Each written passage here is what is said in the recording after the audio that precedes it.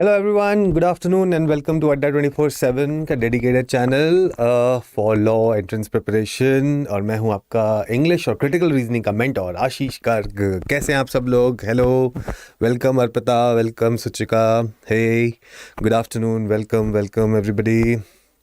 आइए आइए, yes, waiting for me and I am here in front of you conducting this particular session now. Good afternoon Alina, good afternoon everybody. फटाफट से session को like करते चलेंगे, share करते चलेंगे और बिना टाइम को वेस्ट करते हुए चलिए आइए चलते हैं फटाफट से आगे। Hello hello hello hello Shivam, good afternoon. I am good Alina, you tell me what's happening, how is your preparation going on? I hope everything is just fine by your end and back home everything is fine. फटाफट से आइए, session को like करते चलेंगे, share करते चलेंगे। Sir आज ma'am क्यों नहीं आई हैं? कौन सी मैम नहीं आई है भाई? निकिता मैम की बात कर रहे हो क्या? निकिता मैम आज कहीं पर बिजी हैं थोड़ा सा, इसलिए वो नहीं आई हैं, she is busy. Hello Rishu, welcome welcome to the session. आइए फटाफट से, ठीक है। तो एक दिन उन्होंने आप लोगों से थोड़ा सा आई थिंक रेस्ट ले लिया है, शी इज़ बिजी समवेयर। चलिए बहुत बढ़िया बहुत बढ़िया, सब लोग आ गए हैं, चलिए चलते हैं हम। तो हमारा आज का जो सेशन होता है हमेशा इस चीज़ को मान के चलता है, that is every day something that will inch you closer to a better tomorrow. That has become now the official anthem for our channel and for specifically for English class.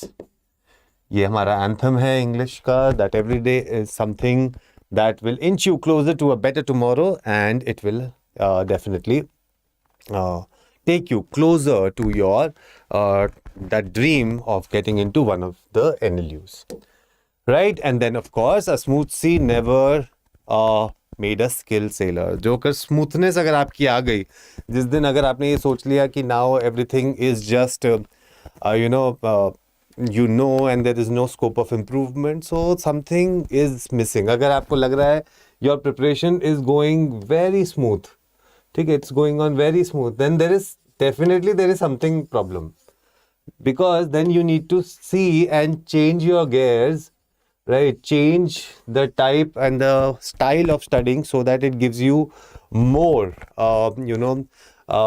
experience, it gives you more practice and it gives you more awareness about what the paper looks like. So that is what you need to understand and you need to see, ठीक है। सो आज के जो words मैं आपके लिए लेके आया हूँ, ये सारे के सारे वर्ड्स किसी भी अंडर ग्रेजुएट कंपेटिटिव एग्जाम के लिए हैं, and then you should be able to solve it.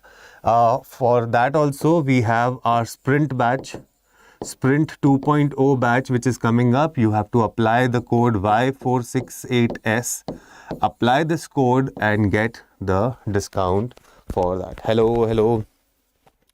Sir logical में मार्क्स नहीं आ रहे हैं। लॉजिकल में बेटा आपको क्रिटिकल रीजनिंग थोड़ा सा ध्यान से करो।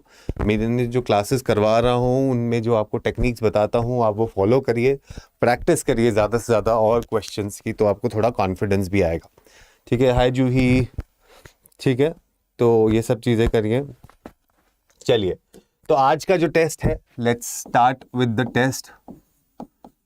आज के जो वर्ड्स हैं जो मैं आपके लिए लेके आया हूँ वो मैं आपके लिए लिख के लेके आया हूँ वर्ड्स। लेट्स सी आज के कितने वर्ड्स आपको आते हैं। सो the first word is abandon. Nobody will write the meaning of the words. You will first of all see कि आपको इनमें से कितने वर्ड्स के मीनिंग आते हैं, तो आप अपने पास लिखेंगे and then you will tell me the meaning of these words. So the second word is adequate. The third word is expect. The fourth word here that is there is apprehension.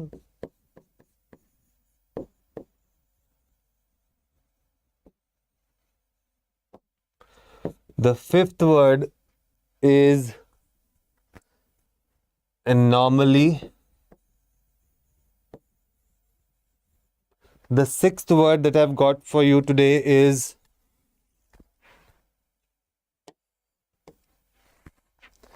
articulate. Articulate. The seventh word that I've got for you is braggart.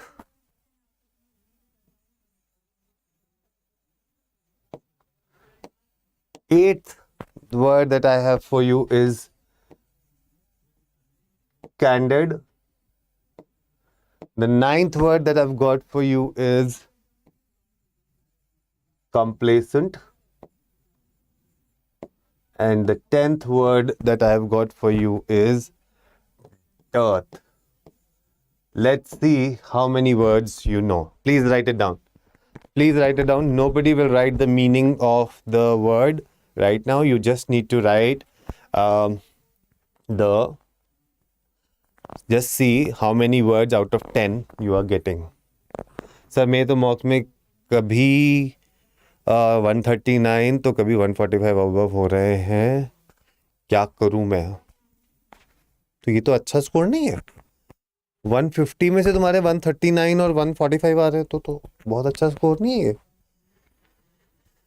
Sir school में pre board आ गए हैं, ज़्यादा pre board पे focus करें या CLAT पे? देखिए बेटा, प्री बोर्ड पे भी वो करना चाहिए आपको, लेकिन अभी के लिए CLAT is way more important, क्योंकि प्री बोर्ड के जो मार्क्स हैं वो आपके बोर्ड्स में तो जुड़ेंगे नहीं, और ऐसा भी नहीं होगा कि आपको बोर्ड देने ना दिए जाएं, ऐसा तो नहीं होता जनरली, आई थिंक सो, है ना? तो मतलब मैनेज कर लो, लेकिन मतलब देख लो, इस वक्त प्रायोरिटी सेट कर लो कि क्या है, ठीक है ना? डीमोटिवेट तो नहीं होंगे आई एम श्योर अगर आपके मार्क्स उसमें हो गए तो ऊपर नीचे, तो इसलिए that is what is there, है ना? बताइए भाई. तो Rishu is saying I know 7. All right. Bharati is saying I know 1. Okay. What about the others? Suchika is saying 8 words I know. All right. What about the others? What about the others?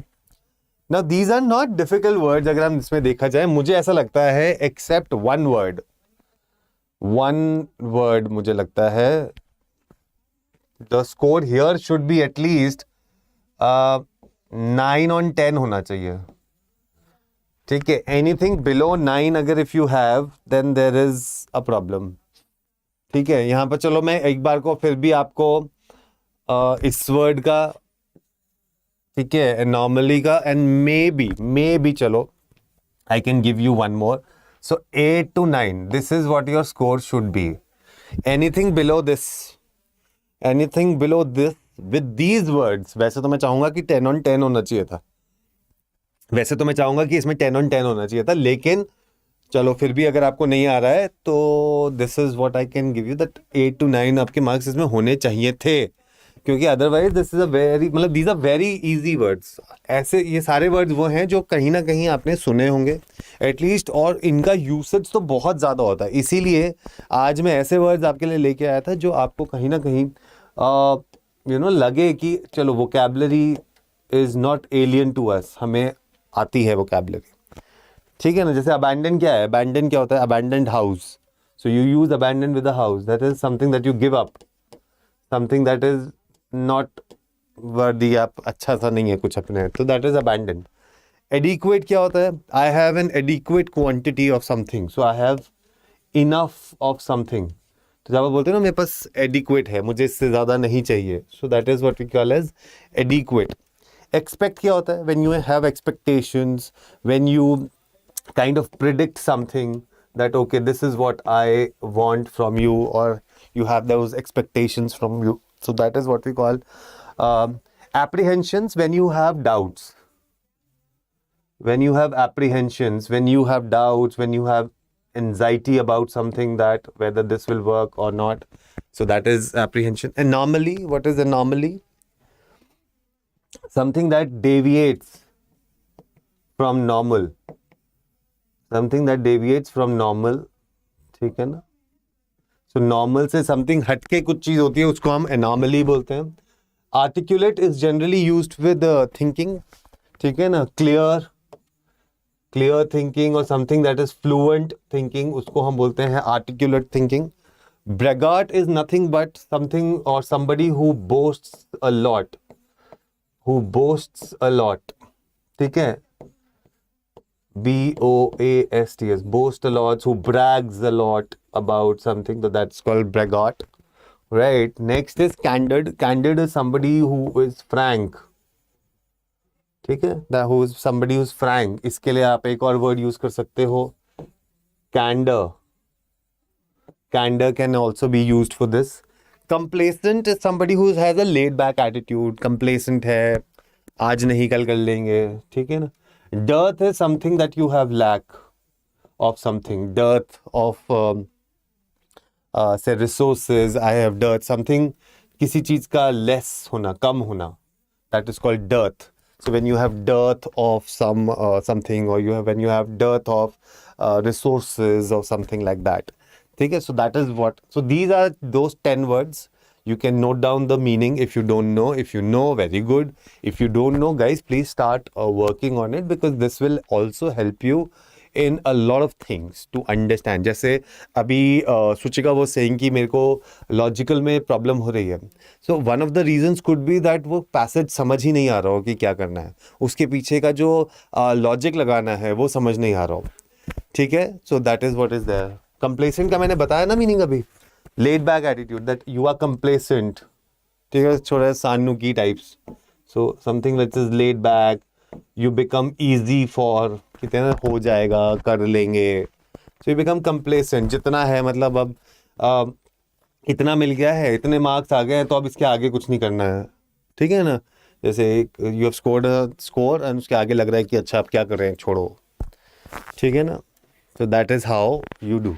So these are the 10 words that you should be knowing. आगे चलते हैं हम आज के words के लिए. The first reference of the word that we are giving is this. Let's see what is this happening here.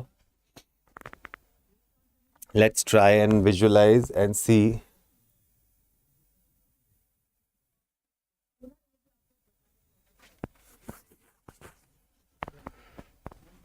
Sir आपने 105 above meaning करा चुके हैं. Really? Wow. Today is what? Today is our 12th. हाँ तो 12 हर class में मैं आपको around 10 words करा रहा हूँ. तो हर वर्ड में 10 में आपके 110 वर्ड्स तो वही हो गए. प्लस मैंने 10 टेस्ट लेना शुरू किया आपका 10 वर्ड्स का पिछले 6-7 क्लासेस से. तो 6 का भी लगाओ तो 60 वर्ड्स वो हो गए. ज़्यादा कर लिए फिर तो हमने. We have done around 170 words के आसपास. टचिंग 200 होने वाले हैं हमारे. 200 आज की क्लास के में 20 और जोड़ दो तो 190 हो जाएगा आपके पास. हाँ तो टचिंग 200 वर्ड्स हम कर चुके हैं, which is a good thing. Which is a good thing. Right. तो यहाँ से हमारे को क्या पता चला इसको देख के कि what is happening, what is happening, what is happening. Let's see. So the first is prodigal. What is prodigal? Let's see what is prodigal. तो प्रोडिगल जैसे आपने सुना भी होगा, prodigal son. So prodigal at money, जिसका ध्यान सिर्फ पैसे के ऊपर हो. Spending using large amounts of money, time, energy unwisely. Spendthrift, wasteful, extravagant, prudent, profuse. So somebody who is, you know, मतलब बहुत ज़्यादा पैसा है जिसके पास. So prodigal son करके एक वो है जो आप जनरली अगर आप ढूंढोगे तो आपको ये रेफरेंस बहुत मिलेगा. Prodigal son is somebody who is खर्चीला. Somebody who is खर्चीला. That is called prodigal son. That is called prodigal son. The prodigal landlord spends the money as fast as he receives it. कई बार होता है ना जिसके पास पैसा होता है वो बस बहुत ज़्यादा खर्च कर देता है. So the prodigal landlord, we are saying landlord is a noun. We are saying how is the landlord. Therefore, part of speech is what? Telling you about the quality of noun. Therefore, part of speech is an adjective. Therefore, part of speech is an adjective. Right? That's what we call as prodigal. Let's go to the next one. Let's see ये क्या है. Let's see the reference here.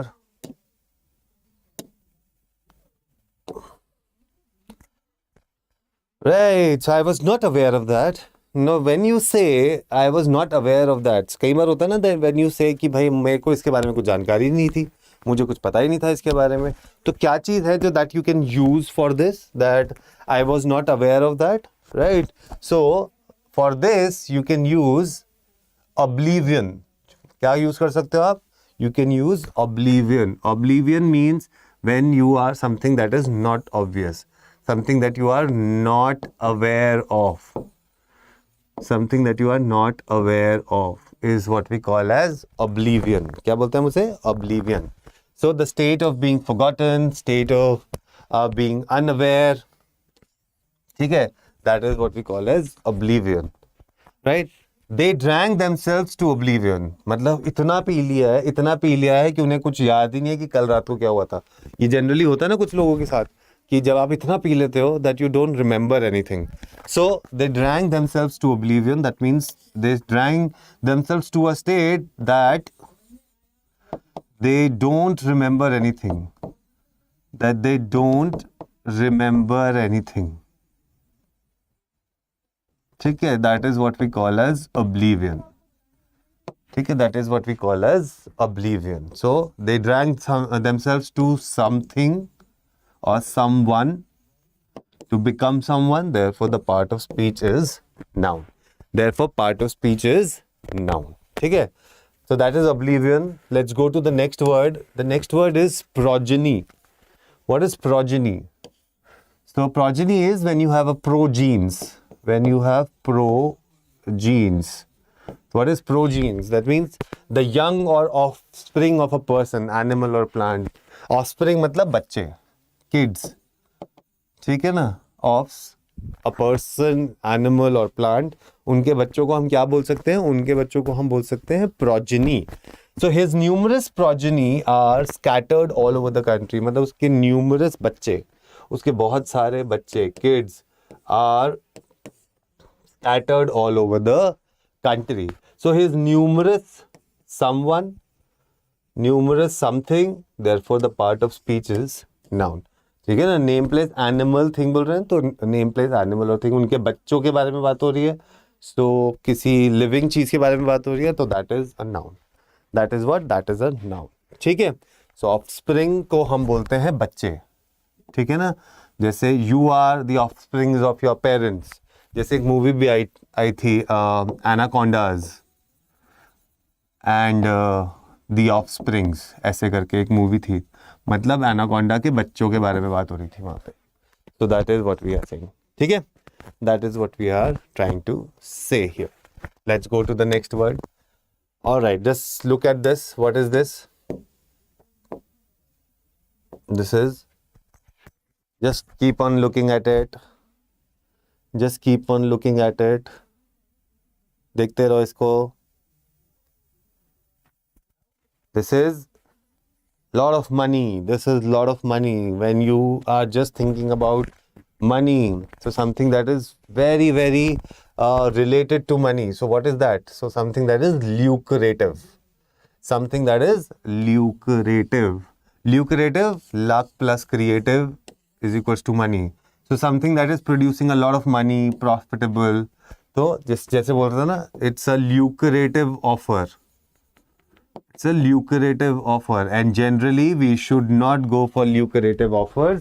Why? Because कुछ ना कुछ उसके पीछे जरूर कुछ ना कुछ छुपा होता है. There is something that is hidden behind. ठीक है, there is something that is hidden behind this lucrative offers. So lucrative offers are generally that are profitable or involving a lot of money. A lot of money. That is what we call as lucrative. That is what we call as lucrative. So he gave up a lucrative career as a lawyer to look after his kids. So he gave up a lucrative career. Career here is a noun. We are saying how is the career. So we are talking about the quality of career. Therefore, the part of speech is an adjective. Therefore, part of speech is an adjective. Okay? Let's go to the next one. Orifice. Now, what do you mean by orifice? Orifice are nothing but these are holes, you can say. These are holes. So, opening in the face. Just generally, this is used for nostrils. This is generally used for nostrils, right? So when they are used for nostrils, so जो नाक के जो opening होती है, इसको हम generally we say orifice. So opening in the face. So जो ये जो आपकी, this is the, for example, the nose. ठीक है, so this part, ये जो openings होती हैं, opening of the nose, उसको हम बोलते हैं ऑरिफाइस। क्या बोलते हैं हम उसको? उसको हम बोलते हैं orifice. Nita Ambani all right, okay. Nita Ambani is not the lucrative offer by the way. ठीक है, सो एन ओपनिंग और hole opening, an opening such as the vent, mouth और होल थ्रू विच समथिंग में पास, उसको हम बोलते हैं orifice. The driver was bleeding for every or from every orifice. So मतलब हर एक जो भी जहाँ भी ओपनिंग थी बॉडी में, वहाँ से द ड्राइवर was bleeding, उसको बहुत ज़्यादा खून निकल रहा था. So the driver was bleeding from every place. So we are talking about a place, मतलब somewhere. So when we are talking about somewhere, that part of speech is a noun, right? So that is a noun. So orifice. So that is what we call as orifice. ठीक है. Ostracize क्या होता है? ये भी हम कर चुके हैं. To ridicule somebody, किसी को नीचे दिखा देना. That's ostracize. All right. The next word is vulnerous. Now what is vulnerous?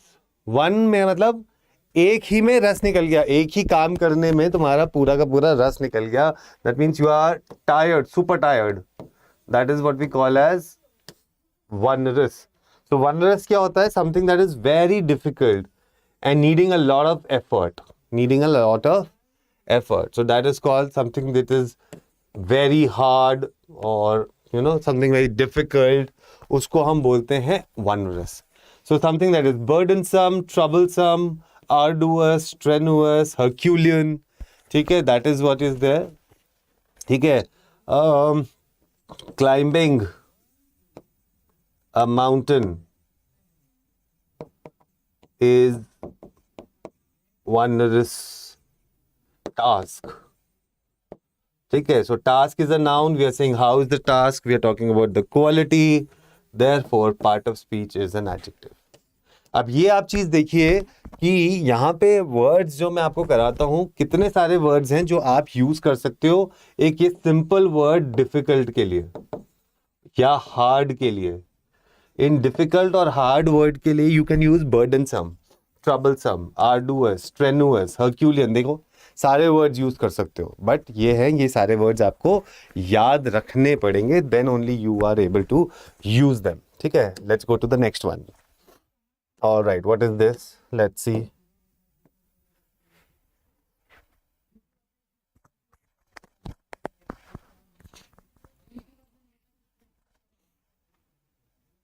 This two scenes in this movie, they were like, oh my god, one this, and when they meet again they just cry.